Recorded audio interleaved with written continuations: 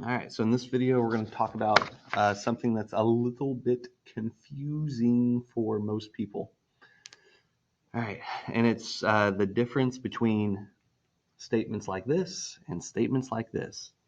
All right, if you throw this into a calculator, you're going to end up getting the same answer, but the operation like that your calculator's doing and the way that you would work these out, even though they're the same answer, you get the same answer two different ways.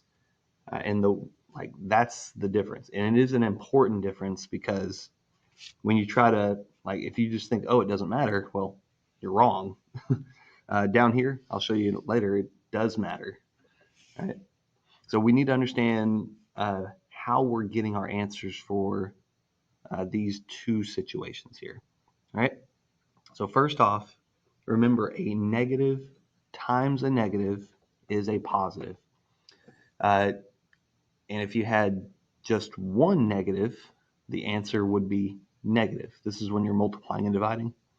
If you had three negatives, the answer would be negative, and it goes back and forth. If you have an even number of negatives, then the answer is positive.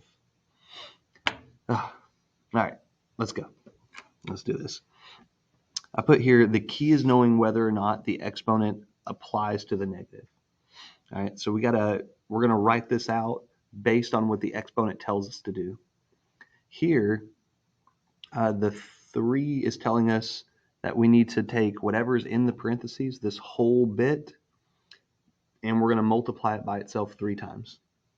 So I get -2, -2, and -2. All right. 3 negatives, the answer is going to be negative. So this is going to give me -8 because 2 times 2 times 2 is 8. But this guy over here is different. All right. What this one says and what this one means is, the 3 only applies to the 2. Okay. So what this one says is 2 times 2 times 2, but then after the fact, we need to multiply it by a -1. All right. There is one negative in this problem, whereas that one had 3 negatives. And if you only have one negative in your product like this, your answer is going to be negative. That's why we turn out a -8 both ways we do this.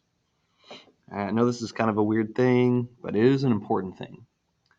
So read over, see the difference between these two. Here, the exponent only applies to the 2, so I wrote down 2 times 2 times 2, and then added the one negative symbol. On this side, the exponent, the 3, applied to the negative as well. So I wrote down -2. I wrote that down 3 times. All right, let's try that same concept for these problems down here.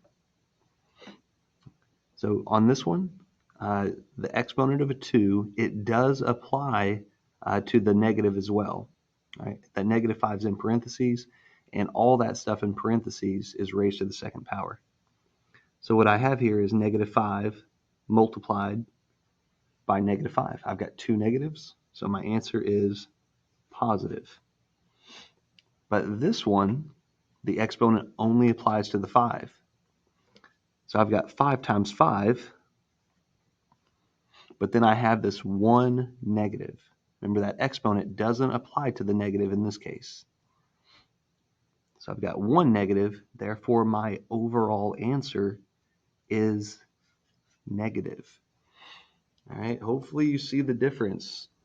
I know it's weird because up here they gave us the same answer, all right, but it was for different reasons. Here we had 3 negatives, here we had 1 negative. In this case, we have 2 negatives. Over here we have 1 negative. 2 negatives gives us a positive answer. 1 negative gives us a negative answer. All right, and then you've got a little situation over here. I know this thing is in parentheses, so you think, oh, it's going to be like this one, but it's actually not. There's there's no exponent on the outside here, so that exponent right there only is being applied to the 5. All right. So again, this is going to be just like this case over here. I'm going to write it in parentheses, but the parentheses do not matter in this case. What I have is 5 times 5, because the exponent applies to the 5, and then I have 1 negative. So again, this is going to be negative 25. All right. Got that. Got that. Probably hurting your brain a little bit. All right, I got 4 problems here. I want you guys to pause the video and give them a shot. All righty? All right, hopefully you paused it. So we're going to use orders of operation and try these out. All right, got to do the 2 minus 5 first. That's going to be negative 3 all squared. Okay. So in this case, I'm going to do my exponent next, this whole thing. This is going to be negative 3 times negative 3, which is positive 9. And then positive 9 minus 6 is positive 3. Okay. All right, this one over here. 4 minus 5 inside, that's negative 1. Negative 1 squared. Again, that exponent applies to the whole negative 1, just like it did over here. This was negative 3 times negative 3.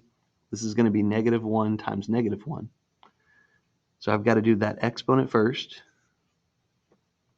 So it's going to be negative 6. And negative 1 times negative 1 is positive 1. Negative 6 times positive 1, that's equal to negative 6. Cool. Here we go. All right, here's some of the confusing ones. On this problem, that exponent only applies to the 4. All right, so what this problem says, if I rewrote it here, it would be 4 times 4, and then there's 1 negative involved.